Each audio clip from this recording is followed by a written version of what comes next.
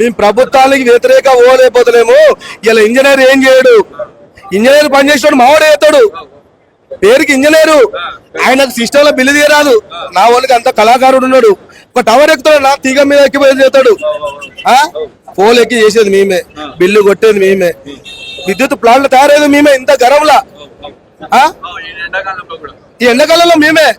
ఇప్పుడు నేను పోతున్నా, మీ ప్రెస్ కాడికి వచ్చినా పోతున్నా కోరికలు. నాకు యాక్సిడెంట్ అయింది అనుకో, నాకు 15 లీవ్లు అన్న, మళ్ళీ 300 లీవ్లు.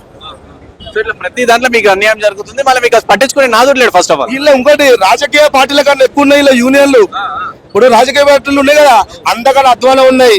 ఇలా టీఆర్ఎస్ ప్రభుత్వం తొత్తుగా మాట్లాడి అధికార పార్టీ అని చెప్తున్నావు.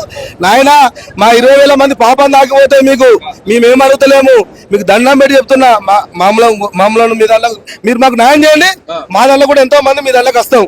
కానీ చెప్తున్నాం ఆ ఇంద్రుల వాటి తొత్తుగా చేసి ఇలా మాది అధికార పార్టీ యూనియన్ అని చెప్పుకుంటారు. మీతో నేది కాదు, వాళ్ళని విలువద్దు. అదే రేవంత్ రెడ్డి మామూలు చర్చ పిలిచి వాళ్ళు మాకేమద్దు, రూపాయి భారమద్దు, కన్వర్షన్ చేసేది అయిపోతే మాకు అన్ని వస్తాయన్న.